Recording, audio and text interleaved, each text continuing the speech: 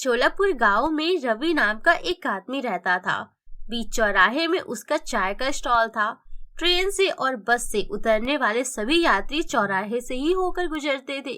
उस एरिया में रवि की चाय बहुत ही फेमस थी, इसीलिए जो भी यात्री चौराहे से गुजरता वो एक बार रवि की दुकान चाय पीने जरूर आता। इससे रवि की इनकम और भी ज्यादा बढ़ने लगी। उसकी दुकान में हर समय लोग खड़े ही मिलते। रवि शाम को ही छुट्टी पाता। आ गया, बैठिए, मैं पानी लेकर आती हूँ। ये लीजिए। ये लो प्रिया, पैसे गिनो। आज देखे तो कितनी कमाई हुई है। प्रिया पैसे गिनती है। आज तो सिर्फ 4,000 की कमाई हुई है। हाँ, क्योंकि आज 2 ट्रेन रद्द हो गई है और ज्यादा यात्री भी नहीं आए। लेकिन तुम्हें एक बात पता है, जो नई ट्रेन वंदे भारत निकली है ना, वो हमारे स्टेशन में रुकेगी।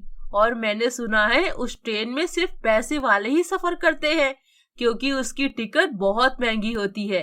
अगर वो ट्रेन हमारे स्टेशन में रुकेगी तो सोचो कितनी कमाई होगी। हाँ जी, आपके मुंह में घी शक्कर। सब खाना खाकर सो जाते हैं। अगले दिन रवि फिर से चाय का स्टॉल लगाने चला गया। रवि वहाँ देखता है कि वंदे भारत ट्रेन उसके स्टेशन में रुकी हुई है। उस ट्रेन से कुछ पैसेंजर रवि की चाय पीने आ गए, लेकिन रवि उनसे चाय की डबल कीमत ले रहा था। ऐसे ही उस दिन रवि के करीब 10,000 तक की कमाई हो गई। उन पैसेंजर में कुछ यूट्यूबर भी थे जो कि रवि की चाय की वीडियो यूट्यूब पर डाल दिए और उसकी वीडियो ड्रीम टून चैनल पर रातों रात वायरल हो गई। ऐसे रवि बहुत ही फेमस हो गया। अब उसकी कमाई भी बहुत ज्यादा होने लगी। रवि के अंदर लालच आ गया। वो रात को अपना स्टॉल बंद करके मेडिकल स्टोर चला गया और एक दवाई ले आया और अपने घर आकर प्रिया से कहता है, प्रिया, अब से चाय पत्ती और अदरक फेंकने की जरूरत नहीं है। ये केमिकल लो। तुम चाय पत्ती और अदरक को हल्का सा सुखा देना और ये केमिकल की 2 बूंद उनमें छिड़क देना। इससे चाय पत्ती और अदरक फिर से ताजी हो जाएगी। हम कम खर्चों में खूब पैसा कमाएंगे। नहीं जी, ये सही नहीं है। हम 2 पैसे कम कमाएंगे, लेकिन ईमानदारी से। आपको पता भी है ये केमिकल पीने के बाद लोगों के शरीर में कितनी समस्या हो जाएगी। तुम किन बातों को लेकर बैठ गई? अभी का जो समय चल रहा है वो है अपना काम बनता भाड़ में जाए जनता, समझी? जाओ फटाफट ये चाय पत्ती और अदरक को किसी में डालकर सुखा दो। प्रिया ये काम नहीं करना चाहती थी, लेकिन वो अपने पति के दबाव में आकर वो सब कर रही थी जो रवि उसे करने को कह रहा था।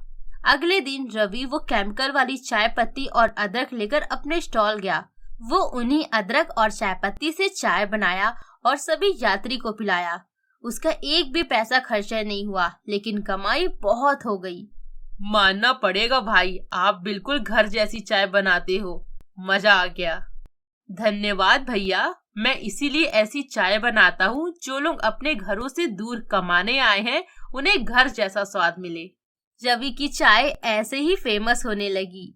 उसके पास काफी मीडिया वाले भी आने लगे, लेकिन कुछ महीने बाद जिन जिन लोगों ने रवि के पास से हर दिन चाय पी थी, उनकी तबीयत खराब होने लगी। जब उनकी रिपोर्ट आई तब पता चला कि उन्हें फूड पॉइजनिंग हो गया है।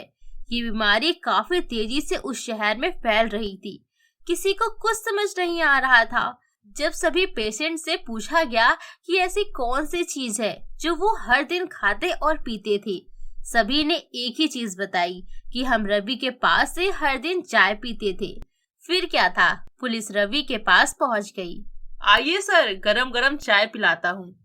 हम यहाँ चाय पीने के लिए नहीं आए हैं। ऑफिसर्स, इसके चाय के सैंपल लो और लैब में भिजवा दो। देखे तो आखिर ये अपनी चाय में डालता क्या है। नहीं सर, ऐसा मत करिए। इस शहर में मेरा नाम बदनाम हो जाएगा। कोई मेरी चाय नहीं खरीदेगा। तुम घबराओ मत। अगर तुमने कुछ गलत नहीं किया है तो तुम्हारे साथ कुछ भी गलत नहीं होगा।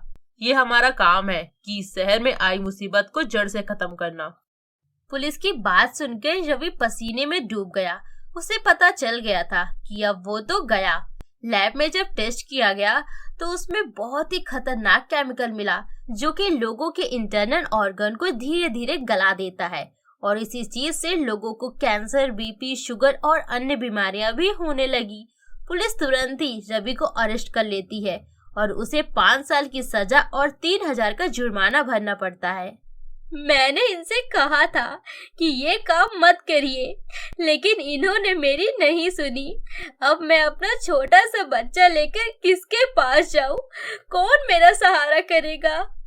प्रिया बहुत परेशान हो गई, लेकिन वो थक हार कर बैठने वालों में से नहीं थी। वो अपना डोसा का स्टॉल खोलती है और गरम गरम डोसा बनाकर सभी यात्रियों को खिलाती है। उम्मीद करते हैं दोस्तों आपको ये स्टोरी बहुत ज्यादा पसंद आई होगी। ऐसी और मजेदार स्टोरी देखने के लिए do not forget for like share and subscribe. मिलते अगली स्टोरी के साथ। Thanks for watching.